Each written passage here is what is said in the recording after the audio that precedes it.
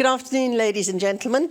My name is Judith Bishop, and I'm here to welcome you to the last session of the Faculty Summit for today.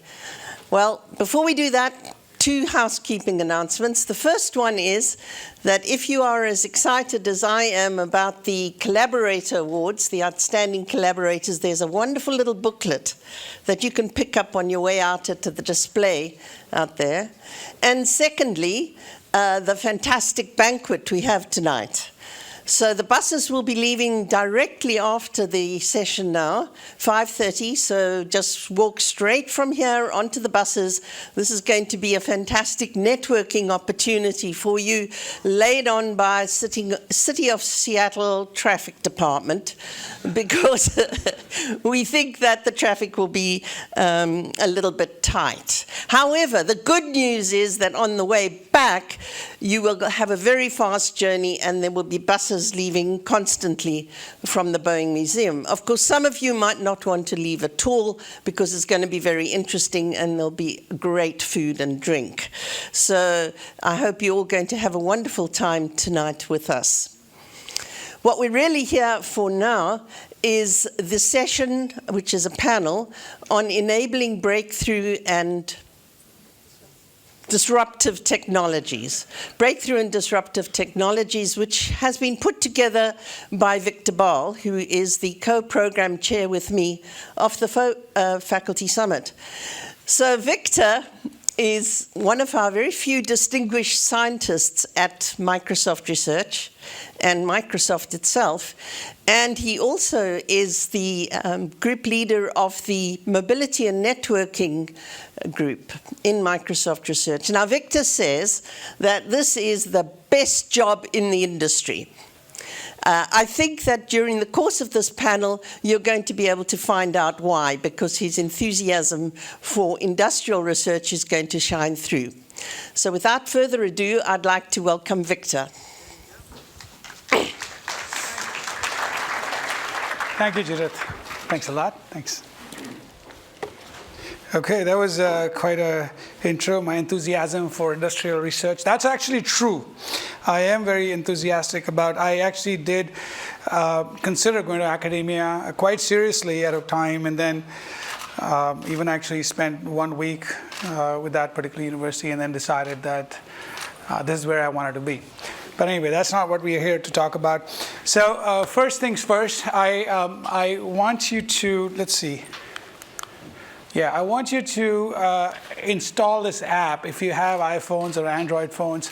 The reason is, for one thing, it's a great app, and for another thing, there's software behind this app is something that my group and we want to have you check it out.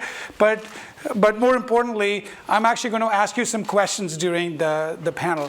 And the only way for you to respond to me, those questions, and for everybody to actually enjoy and see how the audience and how all of you feel, is to be able to play with this app and do the polling that way. So it's available on the Apple Store, it's available in Android Store, and you're going to need your little QR code to authenticate yourself if you haven't. All right. Okay, so why are we here?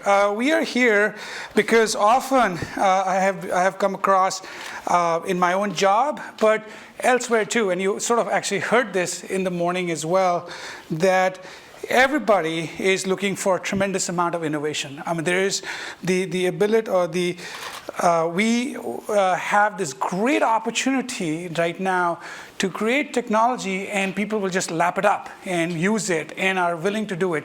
The education process of using technology is no longer necessary. People just get it, okay?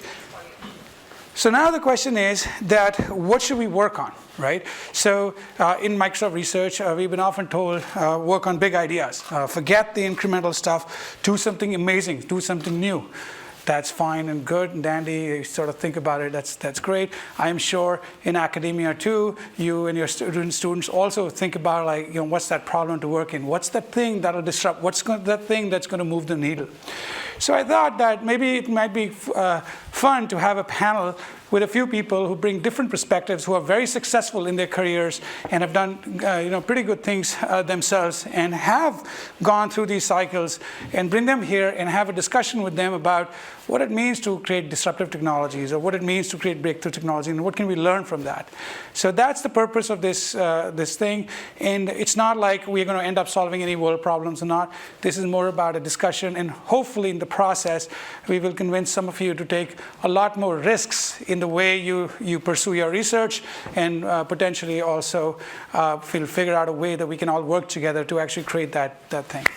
So with that, let me go ahead and introduce, let me introduce you my panelists. So first, Professor Dave Culler, come on over. David is from Berkeley. Let's give him a hand of applause because he's going to talk. And I've known David for a very long time, and he has done some tremendous work, and that'll come out as I speak. So I'm not going to spend too much time introducing them. You can always check the web and see it. Then I'll invite John. John, please walk in. John is the director of the DARPA ITO, and if you have been in academia, you understand the influence DARPA has had on this country and just basically all over the world in terms of the kind of research they have done. Next, I'd like to invite Susan. Susan is the chair of CRA.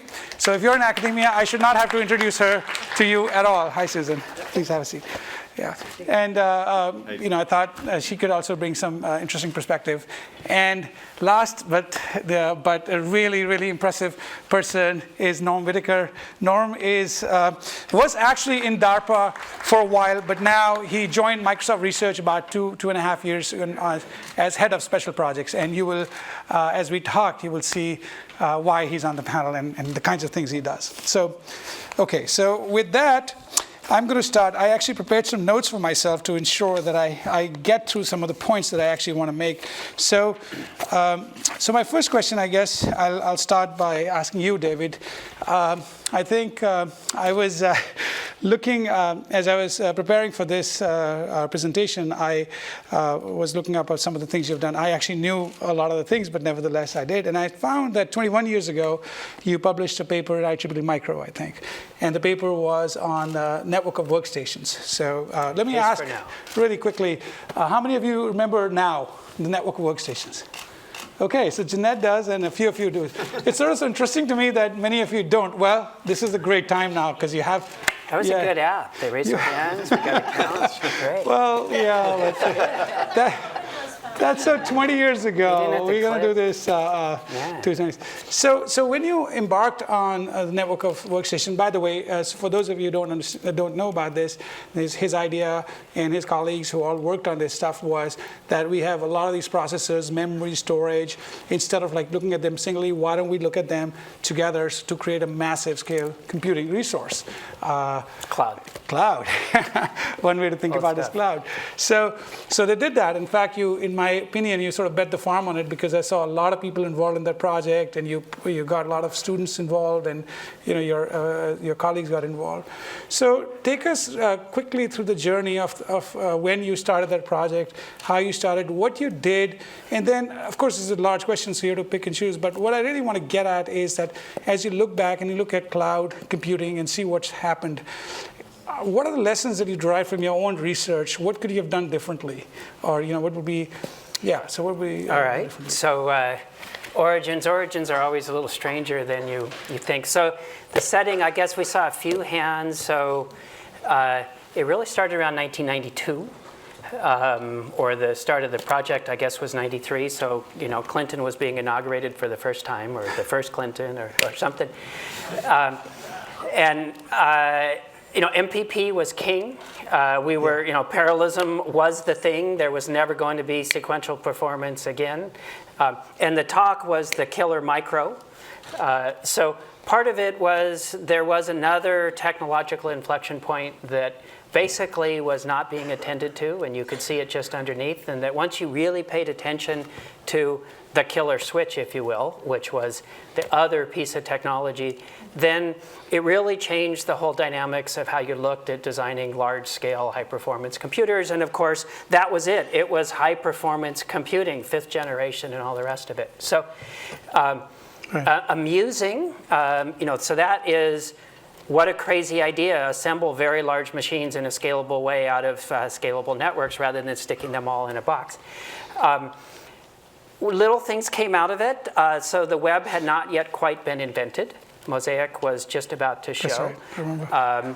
I remember. Yes, this was the first only academic machine on the top 500, but part of what happened was this thing called the internet took off as well. And it was no question that scalable internet services was a different architectural domain than solving ever larger PDEs. Did you have an application in mind or something in mind that you were going to use this big computing power thing that you were going to build? Initially you had the family of things that were driving computing, and part of what happened is that switched to search. So, the very first very large-scale high-performance search engine, before there was this thing called Google, there was this thing called Inktomi. Before that, it really was a term project in a graduate course. So, the other side of it was this technological transformation and applications and all that mushy stuff. My students gave me a real hard time. The C constant was 10 microseconds. Okay, that was end-to-end communication from user to user across, and having that, actually, Amin Vedat gave a wonderful talk at Dave Patterson's retirement, looking at the state of the art in the cloud, and we'll finally hit the C constant this year. It looks like it's only been 23 years. So what that did was drive all of these issues of an architectural nature, of an operating systems nature, and then opened up all these questions of how do you think about operating systems when remote memory is closer than local disk, and so I'd say that's another piece in this, to take these big, vague questions, but often have one sort of fiducial that lots of other things. So, were you thinking of, just before we go on, were you thinking of a commercial impact of anything you were doing at the time, or it was just pure research, intellectual yeah, so commercial is interesting because, this is the time thinking machines and Cray and Intel was building supercomputers and N-Cube. I have this whole shelf of mugs of dead computer companies. Right? So, of course, we did eat their lunch, so that was obviously not the point. Yeah. But what really happened was this little thing called the web, took off, completely changed the dynamics. Yeah. So but you didn't anticipate that, though.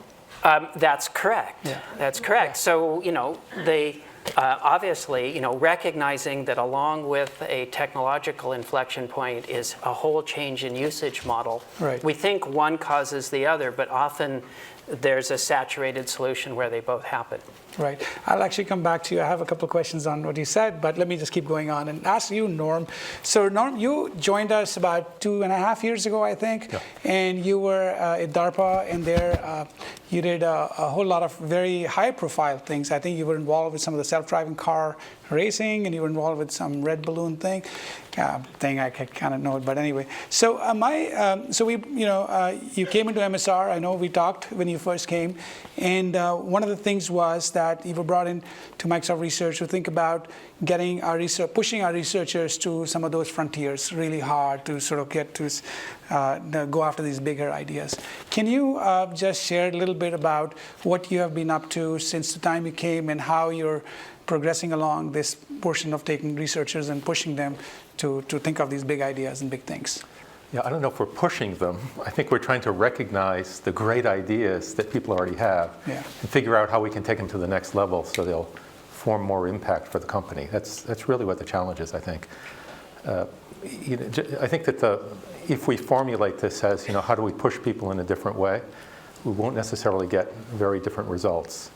It's not sort of an incentive thing or just taking every idea and saying, well, let's make this idea bigger. It sort of doesn't work like that. We we've done a few big projects. We've got a great quantum computing project, which is going. It's sort of big and it's bursting at the seams at the moment.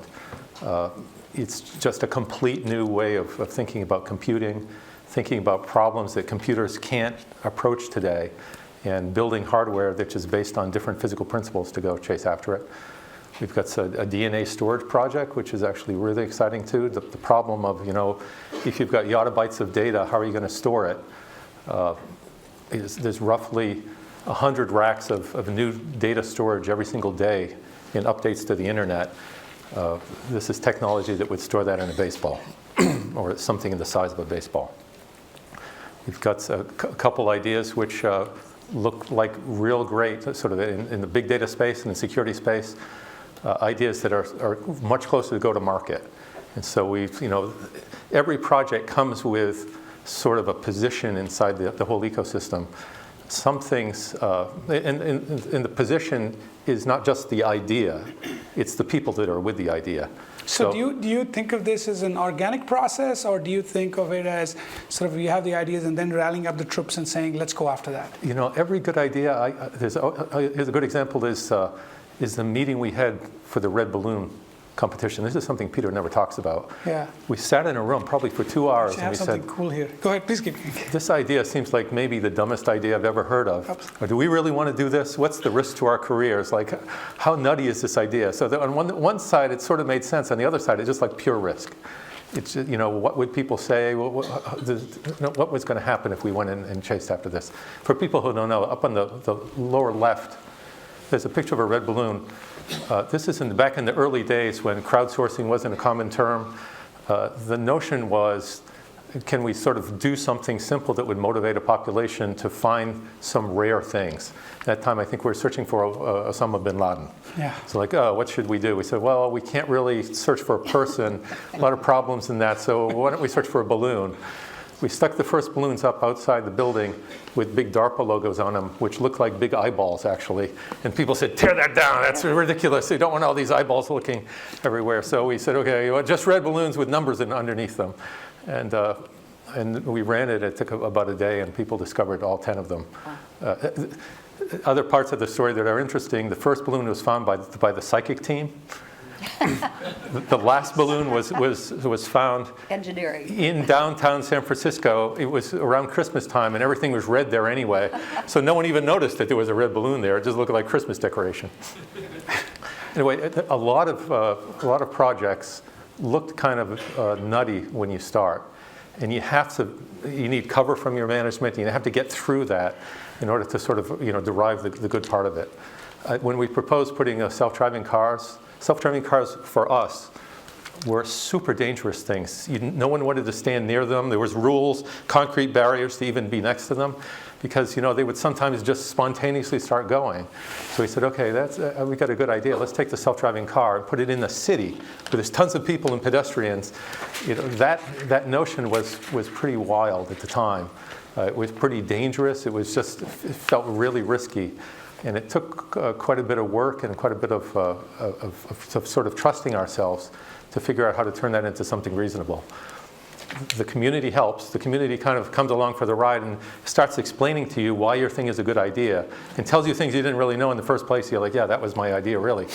But that happened in self-driving cars. The whole automotive industry came and said, we love this idea. This is helping us build better sensors. This is really pushing all of our sensor technology. And we said, yes, that's exactly what we were planning. But we were not thinking about that at all when we started. Okay, so I want to ask the audience the following question. Okay, so if you have your smartphones, that's kind of what you want to do. The poll will come up.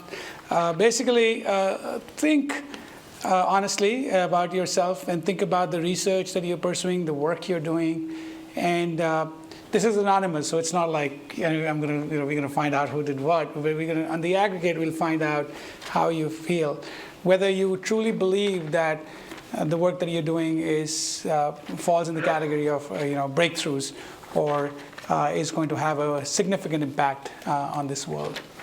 Okay, so I will as you take the poll, then we will I'll show you the answers. So in the meantime, John, I have a question for you. You have actually led an had an interesting career. You were a professor at one point. Then you became sort of an entrepreneur. You were the chief science officer. Well, right? founder first, CEO, and then demoted myself to be chief scientist because it was more fun. Oh, I think chief scientist is the actual elevation. That's okay. And then and now you're at DARPA. So in your capacity as sort of head of the ITO department, you probably your objective is to create programs and then build out or encourage some interesting or big idea type things. So can you tell us some of the interesting things you're pursuing around now that you personally feel very passionate about and that you see as things that we should be watching out for is going to change the world? Sure. Yeah. But before I do, let me say that DARPA is always hiring. And what we're looking for are people who have a vision for something that they can't just do in the setting that they're at. So if you have a vision for something that could really move the ball forward and just maybe $50 million would just make the thing happen, then come talk to me. And we'll look at sort of 2 years is the initial period, take a sabbatical out from your university and come for a temporary time. That's how DARPA works, where you have this rotating pattern of people. So, end of ad. So what kinds of things are we working on? Did we click yes? Oh, did they click yes? That's right. Yeah, that's right. If they all clicked no, then this is your opportunity. Step up. Yeah, and it's the big lever that you can move the world with. There's a bunch of things. So in cybersecurity, we're running a competition in Las Vegas this summer, just between Black Hat and DEF CON, for automated cyber defense and attack. And this is really exciting. It's capture the flag. We've got 7 supercomputers all working against each other. It was a number of rounds for the teams the finalists to get to the point that they're at. About $3.5 million in prizes. So there's a lot of motivation for people to do stuff. It's become a big deal. We've got a lot of people coming out to see it. But it's really interesting to think, how do you have the computer discover its own vulnerabilities and discover somebody else's vulnerabilities and fix your own and exploit the others and to be doing that at machine speed? And our sense is that we're getting tremendous breakthroughs here, but we're actually going to take the winning team and join in the human competition at DEF CON. Yeah. We don't think that we'll win. We suspect that the computer will probably come last in the computer with human team, but it's like the early days of self-driving cars. You learn by those failures of what you need to make something happen. Right. At the other side, there were some great talks this morning in one of Jeanette's interviews about HTTPS and formally verifying it. Right. So we're applying formal verification, in our case, to vehicles. So a year ago, we flew a Boeing helicopter, which had a whole bunch of formally verified code on there. So much so that we had a legacy application sitting on the mission computer of this helicopter. And we said to the red team, who couldn't break into the original computer, suppose we give you root access to the Linux partition on the mission computer that has this legacy application. It's got a Wi-Fi access and things like that. Now, how bad can it be? Can you take over the machine? Right. And the formal guarantees of the underlying separation kernel were such that they were unable to get out of that. So that's really exciting. Yeah. And that's led us to a whole vision of what we're calling cyber retrofit. So those of you in the West Coast may know about seismic retrofit, where you take an old building that might fall down and you jack it up and you put a new foundation in and structural elements, and then you reattach the building to that, and now it withstands earthquake. Well, we think we can do that with security on existing systems now. So that's very exciting. Cool. Very so that's in cyber. In big data analytics, one of the things that we're really interested in is very practical problem. To what extent can we tell who ISIL is targeting in their recruitment, and can we get alternative messaging in front of those same people? We have a very strong sense that a lot of our young people in the Western world and elsewhere are being sucked into this horrible situation that sounds so good to them based on their background, and they get there and they discover that it's actually a tremendously horrible situation. Yeah. So to what extent can we get involved in that before it actually happens? Yeah. And then let me just mention one more. more. Science has got to the stage that it's really hard to track everything that's going on, even just in your own field. So we took biological pathways as an example. So the Ras protein, which is implicated in breast cancer. And if you look, you get posters with the Ras protein pathways on, and there's hundreds of elements of different enzymes and proteins that interact with the Ras protein. And so what we did was we built systems for computers to read research papers. We had them read 200,000 research papers and extract facts about protein interplays from those research papers, and constructed this huge model, pathway model, which is like an order of magnitude bigger than the largest that human beings had constructed up to that point. And then used that model as something that you explore, and discovered that if you take a particular combination of drugs, each of which reduce something that's important in curing cancer, but if you take this combination, it actually boosts it like 120 times. Yeah. And so this was the prediction of the model, and you do clinical trials, and it turns out to be true. And in fact, Bill Gates and the foundation supported that same work, applying it to childhood nutrition in Africa. Sure. Because kids there who have been badly malnourished, you can't just give them food and hope that their bodies will be able to recover. There's really complex science in how do you bring them into a position of health from So this is being done by or supported by DARPA then? That's right. So DARPA is running, we call it Big Mechanism, and it's had great progress. So even though it's in the biospace, our office is funding it.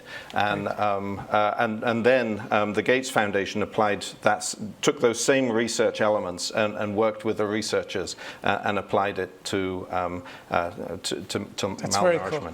That's very cool. So do we have results of our poll now in the back room, please? If we can see the poll, I'm kind of curious to see how people thought they do. So let's switch. Okay, so we have answers here. So the green says yes. Wow, that's pretty good. So that is very good. I actually had a question for Susan, but because it's so green, well, let's keep that in mind. I'll get to that. So 61% of you do think. That's right, 3 people. And then there's a bunch of you. So let me, you have a question? Or? Yes. Can you tell us how many people voted? Exactly. We'll start. That'll be disruptive. Well, we will tell you that. So I'll take that as an ask, and I will answer that. So let me ask you, Susan, a little bit of a different question here.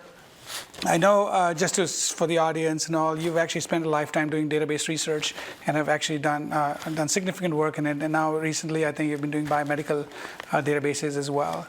But my question is different. In your capacity as the head of CRA, I know that you have been an advocate of research and computing research and things. I think it would be kind of good to know, are these things having an effect on the politicians? Or are you being able to attract them to fund? Because I actually have a follow-up question later, but I want to tee it up so I understand how you feel about all the efforts that you're putting into this sort of endeavor. Right. So is my mic on? It is. It is? You can hear me? Okay, great.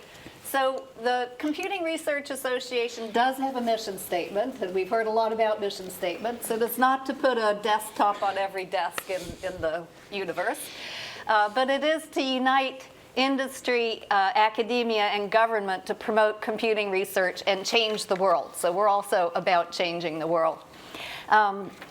Part of the mission is therefore to connect to government and to try to educate our legislatures about the importance and the impact of computing research and the fact that this is made huge economic, is of huge economic value. So many people in the past, Peter Lee, and I'm sure Jeanette, you were involved in this as well, worked on things like the tire track documents, which is something that then computing researchers who come to our meetings will then go talk to their legislatures about.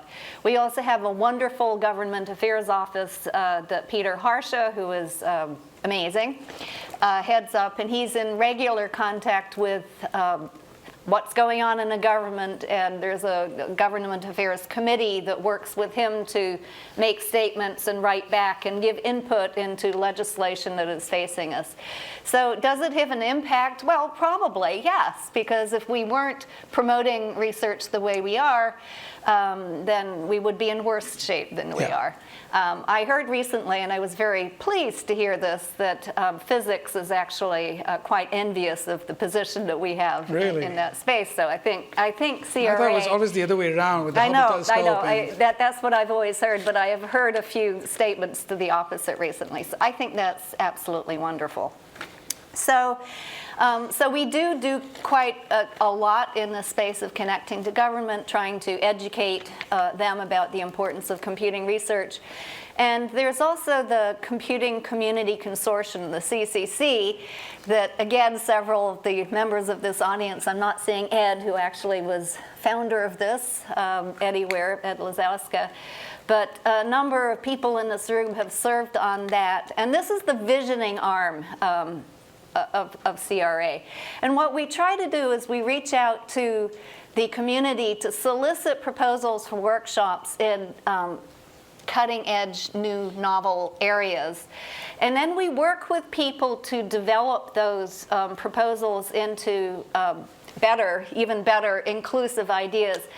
What I think is really important about groundbreaking or fundamentally changing research is the inclusive nature of communities. And Jeanette, you brought this up, that the future of computing research is not necessarily going to be inward focused, but outward focused. And one of the projects that I, in my early days of research, was involved with was the Human Genome Project. And to me, that was the poster child of wonderful, a goal that we could be heading towards, and it involved biologists and computer scientists and electrical engineers and people from ethics and policy. And we had to get together for meetings and talk to each other about the implications, not just what we wanted to do and how we could go about doing it, but what the impact might actually be on society. Yeah. We were thinking beyond just doing it to what could be the downside, could we work to prevent that in the future? Yeah. So CCC is trying to come up with those bold, new, innovative ideas by pulling from the community, and I think that there have been a number of success stories there. Okay. So now, thank you very much for that. I'm going to address the 61% of you who think that you're working on big ideas, and I think I will start by asking the panel the following question. In 1996, September 1996, there was an article in CSEM, and the title of the article was "So Much Research, So Few Products." And she's laughing, so I'm sure you remember that. But anyway, so as I look at the community now, and I look at how many papers are being published, and how much, for example, how many conferences, and there's just a huge number of papers being published every year. There's no way to keep up. So the question is that if there's so much work, in fact, I actually looked at a professor I knew in a top university, and that individual had 19 papers in 1 year.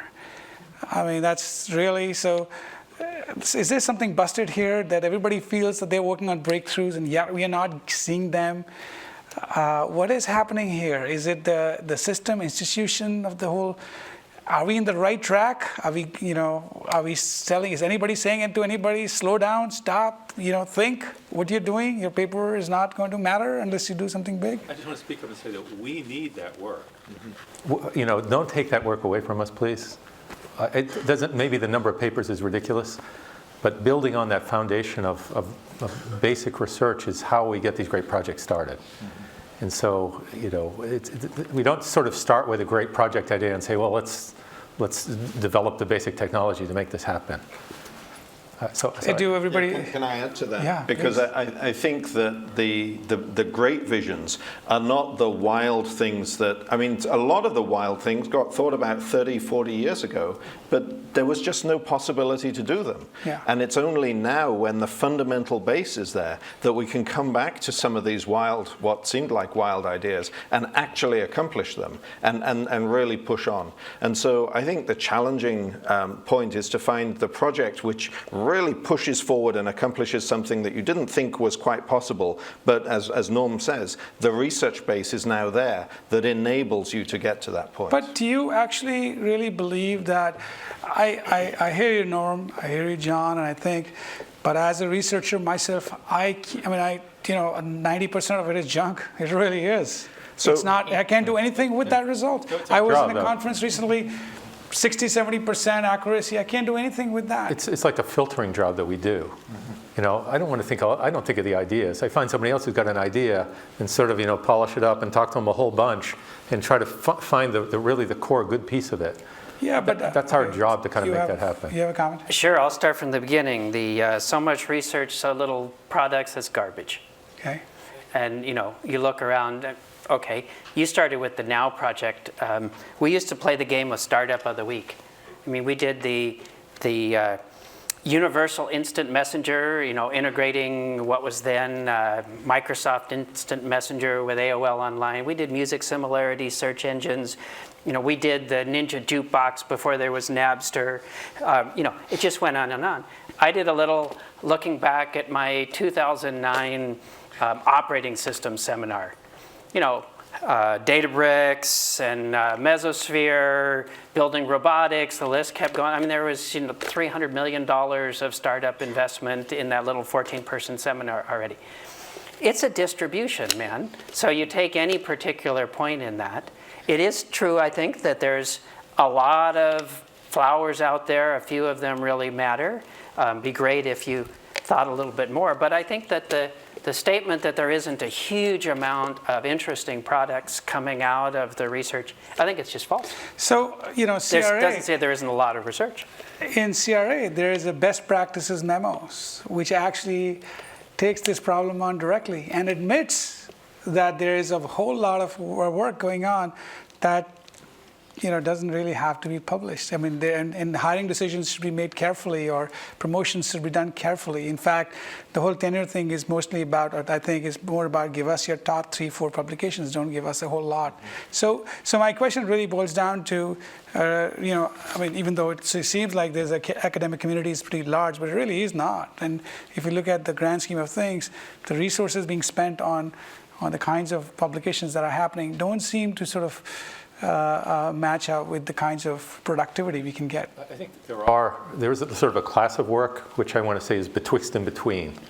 It's sort of applied, but they've never talked to a customer. They don't really know what the marketplace wants. Yeah. It doesn't really address any fundamental issue.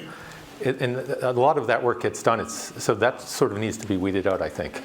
You want to either be doing fundamental work that's actually going to make a big difference, or let's go up and let's do a real, sort of pre-product investigation. Yeah. I think it's also part of the problem is the way that we evaluate papers in conferences. So there is, yes, a certain amount of incremental work that is just sort of inching things forward a little bit by little bit, which is sometimes necessary to make the next breakthrough. But then there's a lot of zany ideas or things that are seemingly off topic that take a long time to be absorbed by the community and accepted. Yeah. So I don't think that you can just measure the publications because that doesn't necessarily represent the ultimate ideas. Okay. Moving on. I have Can I take a different little stab on that question? Yeah. So a different side of it is the difference between innovation within the industrial ecosystem and some of what's happening out there in the truth-seeking in academia. So my experience doing my startup, we already had more than a dozen years of wireless sensor networks, and boy, we thought there was just so much research and all the problems were solved. Right. I was amazed how many times we ran into issues where the answer to this is not known. That's exactly my point, by the way. But that's my point. Then you dig into knowing the answer, yeah. And we would know it well enough to make the right business decision, yeah. And we had solved 10% of the foundational question underneath. If I was asking that very same question within the university, yeah. I would have gotten to truth, not simply the right decision right now. Yeah. So this is not to say that the research was inadequate, or that there was too many papers and whatnot. It's that it also happens in a context. But that business of doing the other 90% to get to truth is also huge, and it takes a lot of work, and the financial return is not the same as making the right decision in a business proposition. I want to move on, but I do want to make the point that many years ago I started doing mesh networking, and we found, in fact, in some of the presentations I gave, there were more than 50 routing protocols based on it, and we picked the best ones, and it didn't work. And that was quite sad, because we thought those problems had been solved and we can move on, but no, we had to go back and solve. And so it brought them the question, what is being done? Are people being realistic about what they're doing, or just writing papers? But I'll leave it at that. Hey, Norm, could you tell us a little bit, very quickly, I don't want to spend too much time on it, but what is this picture here? So this is the really small team who did the underwater data center. This is a data center we dropped off the coast of California. It was an idea that was kind of kicking around. And once again, this is an idea. It takes a while to identify what's useful about something, why it's interesting, why would you even want to do this? And we didn't know in the beginning, but it did seem interesting. Microsoft is in the process of spending literally tens of billions of dollars, tens of billions of dollars every year. So this is actually, for the world, Microsoft and the other companies making a giant infrastructure decision. And it's putting something in place which is going to last for a long time. So we said, this idea of exploring what a really, really, really green data center would be, potentially would inform the world. It might teach us something. Yeah. So it didn't cost very much money. So we dropped this off the coast and measured it, and we're still working on the and there's actually a website where I got. There's a website you can look it up. It's actually pretty interesting. All right, I have another question for the audience. So this time the question is, when you just know exactly which idea is going to be a breakthrough or not. Okay. So answer your question. And my question to the panelists is, many of you have actually sat on panels, funding panels, and reviewed proposals. And what is it that you look in a proposal and an idea when you want to fund, especially the two of you have funded millions of dollars of things. And of course, when you're deciding it, and I asked you the question earlier, is it top-down or organic? So it's all linked in here. Question is, what are you specifically looking for? So if people here were to write these kind of proposals, even to industry, even to Microsoft or others, and you've seen from your part, you've seen how you've succeeded in writing this proposal. What is it? That give us some instinct of, or give us some words of wisdom. So let me say from the DARPA perspective. So the way I talk to academics about DARPA is that it's quite different from NSF. So what NSF does is they fund research. They decide that an area is important. They look for proposals in that area, and then they take the best of those and fund them for the academics to do their work. We work quite differently at DARPA.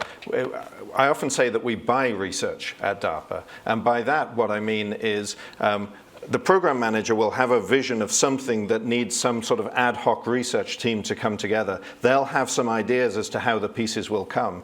But then when the proposals come into the broad agency announcement, where academics will have thought, I think I could take my insights and my ideas and adapt them in the following way to address this need that DARPA has. What the program manager will do is look to see, are any of these more than I had in mind when I was putting together the vision? Like, if I just got the obvious proposal that I could have written as a program manager, then I'm not very interested in it. But if I've got something that has me think, hey, I never thought of it that way, that's a really interesting way to address that problem, then I'll get excited and I'll want to put funding behind it. But having that overall vision of saying we're going to move towards a new capability, I think on one sense it's uncomfortable for academics because it's forcing them out of the natural trajectory that they may have been working in. But at the other sense, it allows them to think, how do I take my stuff and apply it in this new area? Right. Norm, what about you? It's not the DARPA model anymore, but you have MSR researchers presenting ideas to you. It's the same idea, actually. The same, I think it's the same value set that we apply. And it's the same thing, I'm going to say in a different way. It needs the audacious idea, but the coherence of the proposal. And the coherence means that it makes sense, not just internally makes sense, it fits into the outside world. And then it also answers the who cares. You know, if I do this, I sort of run the simulation in my head and say, I do this, and then, well, have we talked to the customer to see whether they want this? Like all of the things that would need to happen for the impact to actually land. If that story is all there, then I have to fund it.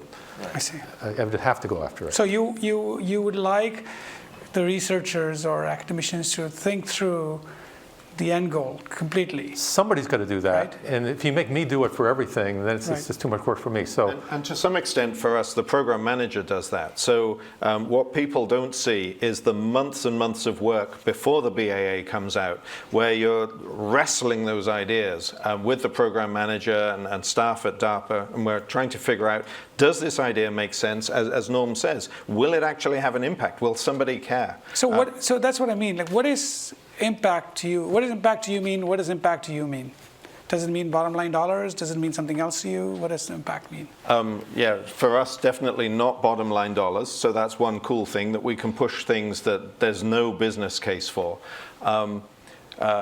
It's really difficult to give a precise definition of impact. The world will be different once you do this, as opposed to, yeah, I mean, that's kind of the obvious next step. I mean, those are just qualitatively different. So inside Microsoft, you know, we've got 3 giant pillars of business. There's a few different paths we could take that would potentially create impact. Something that shines a favorable light on all those 3 giant pillars, you know, even a small amount, that PR or whatever it is, that can have a lot of impact on the company. Or something which is a significant, you know, plugs a hole inside a business unit offering, you know, brings a significant new set of customers. There's a bunch of different ways we can positively affect Microsoft. And you have to study each of the different proposals and sort of ask yourself, so how does this work exactly? What's the mechanism by which we're going to land the value? If it needs Office, have I talked to the Office people? You know, and what's the guarantee? How am I getting their buy-in for this? And let's see how they responded. So can we see the response, please? Oh, somebody, you asked me how many people. I can tell you that. Interesting. So I've got a great suggestion here, because interesting. in our office at DARPA we spend all the time on big ideas. It means that we become really good at noticing big ideas, and there's lots of big ideas just lying around. So come talk to program managers and find out what they're thinking about, and that will spark a conversation which will elevate your thinking.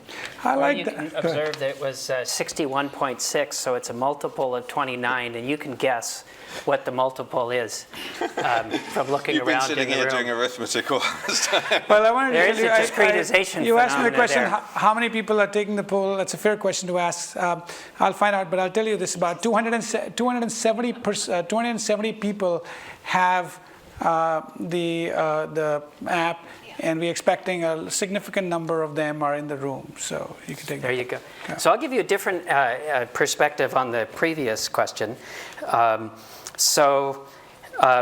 My experience, when you're really on the right track, it gets rejected. Yep. So if you're interested in doing anything that looks That's very like cool. a big idea or something that might change the world, but rejection is not fatal. Right. So that would be number one piece of advice.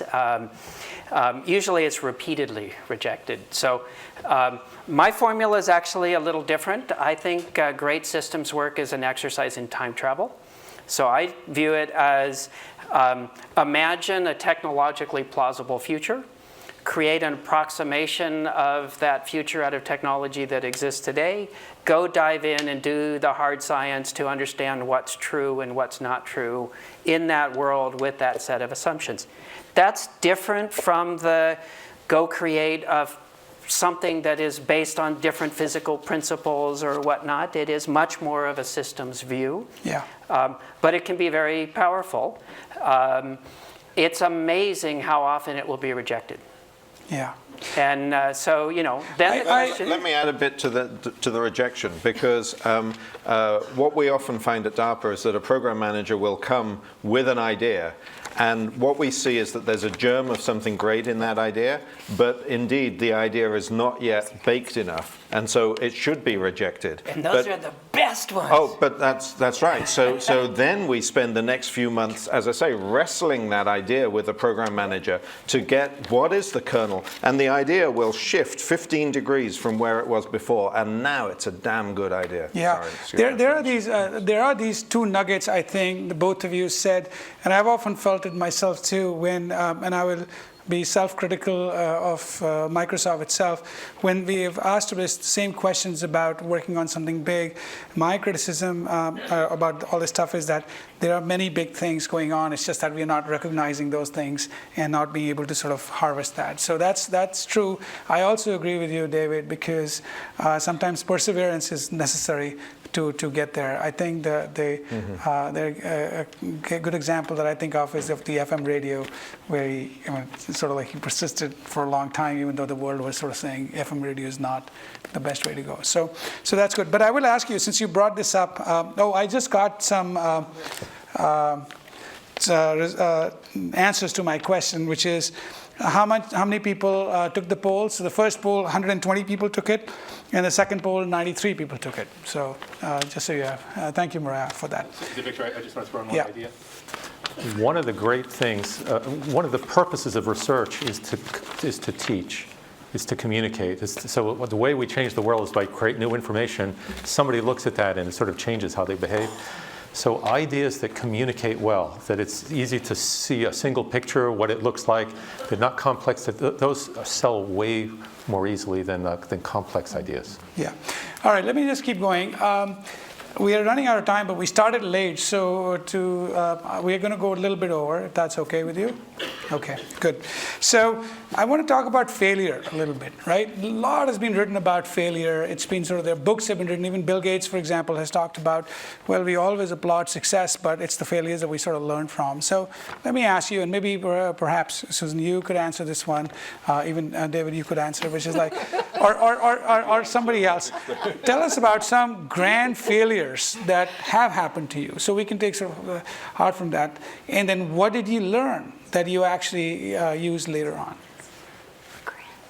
You want to go for it? Anybody can, actually any one of you, because now we're going to do this a little bit rapid. You can go online, you can see a picture of a HoloLens that I built. In the meantime, I'm sorry, please take that poll as well. We'll find out how you guys feel about it too. I made a HoloLens in 1999. It's the ugliest thing. It's like a big backpack on somebody's back. It's got a GPS antenna sticking out, and it didn't work. It was horrible, actually. But it did have this augmented reality idea. So it was sort of a fail. The program was stopped at DARPA. I see. But technology moves on, and then it becomes worth something. So then we did holoportation. The holoportation demo we did here, there was quite a bit of background I had because we'd already done that, built some hardware. So what was the lesson, though? Like, was there a lesson for that? Did you sort of think that, oh, we should have done this before? I'm not so smart. People convinced me there was a fundamental reason why it was a bad idea. Geomagnetic noise or something like this. But there wasn't fundamental at all.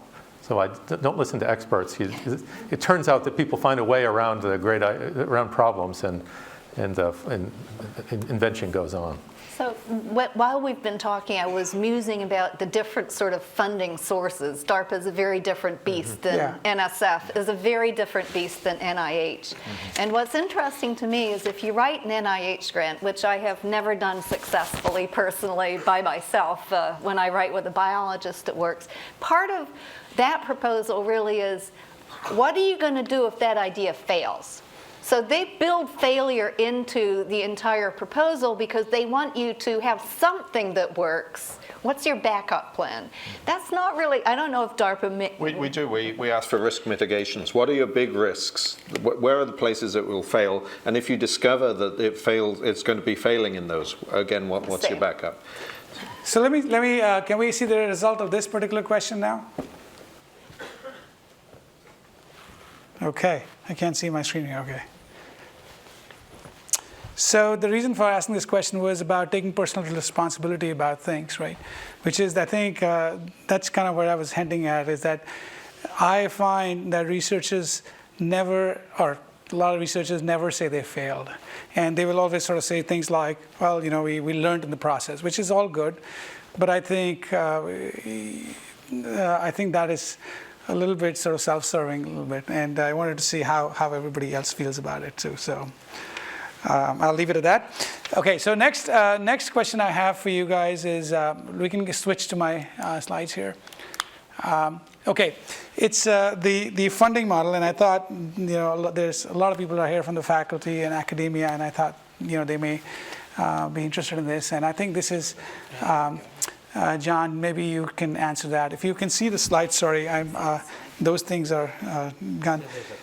So over the past several years, about 20 years ago, DARPA was a major funder of academic research. And you were engaging with academia quite seriously. And also there were many industrial labs as well at that time. But now we are now getting to a situation where I think you mentioned to me about 82%.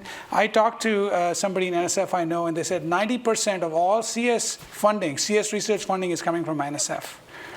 I think that's a pretty dangerous place to be, actually, frankly. Academic, so DARPA, as you can see from this pie chart, it's got there's more money there. And also industrial labs have been going down, and so the funding from industry is coming low. So can you sort of tell us where you stand on it now, and Sure. how you thought of the model before, and what do you think of the model now, or going forward? Yeah, first of all, I'm not sure I believe the 82 and 90% figures. As one of the contributing agencies to those figures being collected, I wouldn't trust those figures. But He's up 18%. He's actually right. In all honesty, this thing actually came from NSF. So. But there was definitely a big sea change in the early 2000s, where prior to that, DARPA had been doing a lot of university funding, and then the particular director there for national security needs and for his own perspective on what DARPA needed to do, had a very short-termist view on it, and a lot of universities dropped off the sort of DARPA scene, as it were. The last two directors we've had have been very keen to reverse that and to shift it dramatically.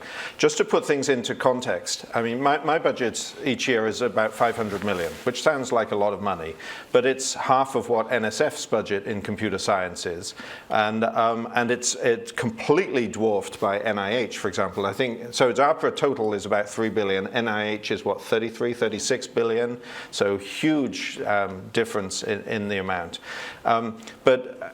I would say probably in our office, about 40%, maybe 50% goes to universities. It's really lifted over the last 5 or 6 years. A lot of people are engaged once again, and we work hard to try to reach out. Now, I was talking to an academic in the bus this morning, and he was saying that DARPA's still got this sort of, it's hard to approach, it's all secret, hush, hush.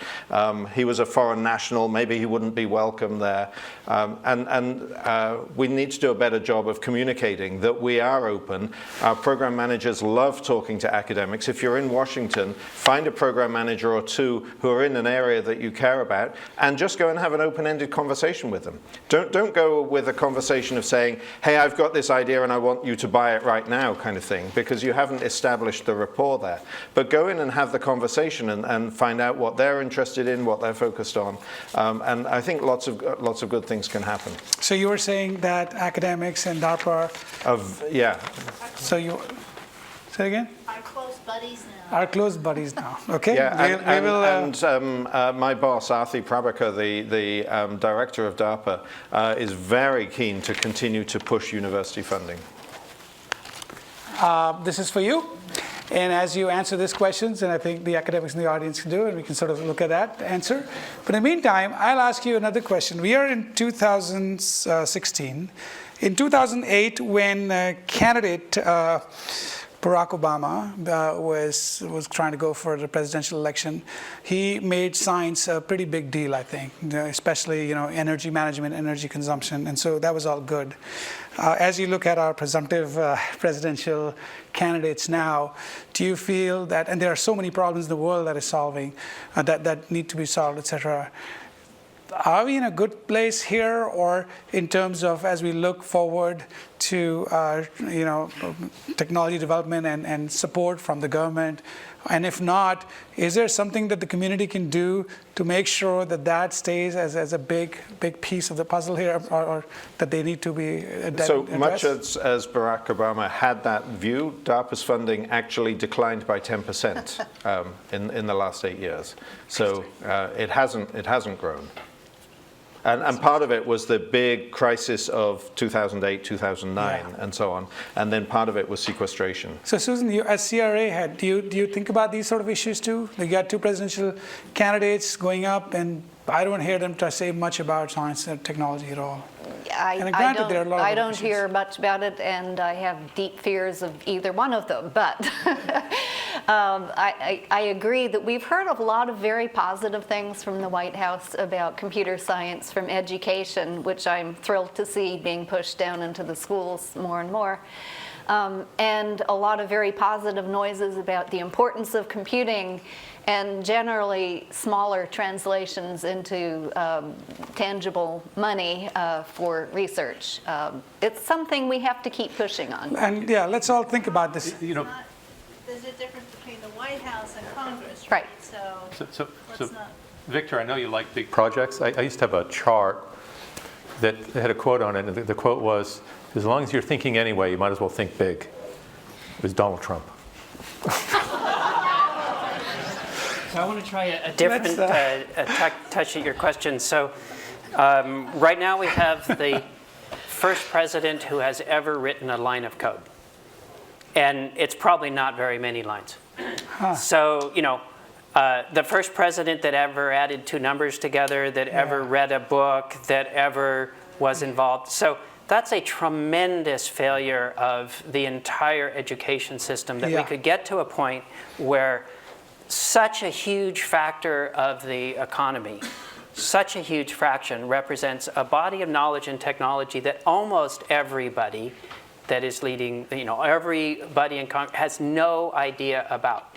Yeah. We cannot stay in that situation well. I think this is much deeper. Do you have any advice of what the community can do to change that, or we can just sort of any thoughts on that? There's 2 obvious pieces. One that we're seeing with the CS for All is absolutely right. How many generations can we go before we have people that understand computing technology leading the world? Yeah. And the other is, why the heck are we not stepping forward and taking those jobs too that you have to get elected for? Yeah. Right? We can't just blame others. We might need to do it.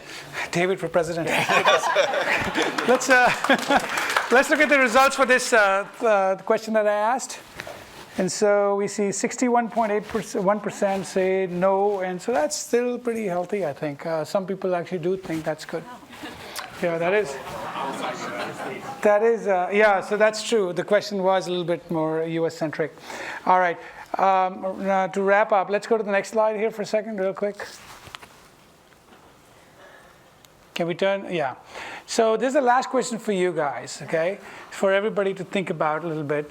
And what I want the panel to do is sort of, as they're thinking about this question, just reflect a little bit. The purpose of this whole panel was to think about disruptions, big projects, and we talked a little bit about your experiences. We talked a little bit about failures. We talked about selection of projects and things like that. If you were to leave after you leave the panel and you wanted to share 1 or 2 pieces of advice that you truly believe from all your experiences, to, let's say, a target being the younger researchers in the audience, what would that advice be about? And it has to be in the concept of making that global impact, thinking big, making something big happen. Anyone of you can start. Before we answer that, I'm irritated by your question, I have to say, because I think when you look at the success, say, of Silicon Valley, you have to acknowledge that it's because of the strength of the universities, it's because of persistent government funding, and it's because of the engagement of industry and startups that it's been a success. So maybe so to say just one or the other. So maybe But you're learning from failure. But maybe but who knows? Let me, when I cap this, I will address that criticism that you laid on me. But in the meantime, going back to my ask of you guys, is that share with us a little bit about. I think my suggestion would be. I'm going to help you along a little bit, by the way, the audience, if you haven't done this. But anyway, keep going. For sort of someone who's young, it would be to not get too wrapped up in what they're funding today, what people today think are the best good ideas. They don't really know. They're just making stuff up. So whether DARPA thinks it's interesting or not, don't be too hung up on that. Follow what you believe is right, and they'll come around eventually. Oh, sorry, go ahead. I was just going to say, follow your passions, but I think also to convince yourself that there is at least one interesting use case for what it is that you're working on. So I think of all of the work that I've ever done, the ones that actually have tangible impact on some other sector, like biology or healthcare or something, that's where the real interesting part, the fulfilling part comes. Yeah, I'd like to add to Norm's answer. A thing happens when people learn stuff in university. So the professor may be teaching something that they have sweated years to get to. You now receive it as it's always been known, and that gives you a completely new place to stand than the person who's worked for years. Yeah. So they still can't see beyond the stuff that they've worked for years at, because mentally they're still standing 10, 20 years ago and seeing this tremendous breakthrough. As a student, you get to see this new perspective. As a young faculty, you've got a new perspective that the older people don't have. So take advantage of that. Like, see what you can see from this new place. And I agree with you that a lot of us who are in funding tend to be, I mean, we're all the time stretching to move forward, but there is a bit of a danger that, I still love the results that I did in the 90s and the 2000s and so on, but that's 10, 20 years ago. Sure. David? Let me push this just a little further. I think comes back to our role in information technology and going forward. So, we're so excited about the incredible progress over the last 3-4 decades. And then we ask ourselves the question, with what we see going on with climate change and the rest, is it 1 generation? Is it 2 generations? Is it 3 generations? If we don't make a fundamental change in a lifetime, we have a completely different planetary situation. So the question is, what's the role of information technology to solve the industrial age problem? We let it go for 100 years. We now have the technology to make a difference. That's a great starting point. That's a great starting point for big open questions that would actually make a difference if you make some headway. Like, if we don't make some headway, difference is going to happen. Let's make some positive headway. So I think some of that conversation within the computer science community is a really valuable thing too. Yeah. I mean, it's so exciting what we do with the next iPhone or the next entertainment app, but we also have these kind of deep responsibilities. To that point, I've heard people say that the key challenge of the 21st century is to cope with the planet's reaching its carrying capacity. We're about to do that in climate change, but in resources, sustainability, and the sort of short-term profit taking it's not set up to sort of address that. So that's not priced into our decisions currently. Okay, let me address John's criticism. I had a reason for asking this question. So he was irritated. That's totally okay, because I haven't seen the results, and I'm going to ask for the results after what I say. My whole intention for asking this question was to actually make the point that none of these can actually do it alone at all. So in fact, I was addressing what John was saying, but I do want to see how you guys felt, because it does impact us as recruiting purposes. So let's see what A. Okay, so I don't know what A means here. Oh, that right there. So, well, you're a biased audience, okay. I'm wondering if I had shown you the second slide, which had names, would it have changed or not? But so it's interesting to ask yourself, you had iPhone there under industry. How many of the developments of the iPhone actually were prompted by government? So GPS, the whole invention of it, the miniaturization of that came from DARPA. Siri was came directly out of our office. MEMS technology. I mean, the list goes on. If you sit at DARPA, you find that the universities tend to be very conservative. They tend to follow the money instead of leading the money. So if you want a big idea, usually it doesn't come from universities. I just have to say. We can go on and on, but I want to say, since you're provoking me, and I'm going to get provoked a little bit and tell you the following. So as researchers, we get a free hand in pushing forward in any direction we want, and we do this, and we investigate 20 different things, and we write papers about it and all. Is it that researcher who paved the first path, or the second one who actually decided that he's going to invest his entire career and spend the $20–30 million or whatever it takes to make that actually big? Who took the bigger risk? Who made it happen? I don't want you to answer the question. I just want to think about all of you. And I want to thank the panelists for opening up their souls and talking to us a little bit about all of this stuff. They are here, and thank you very much for the audience for participating in this in these polls. And I hope it was fun. That was the big thing. So thank you very much. Thanks. Thanks. Thank you. Thank you. Thanks.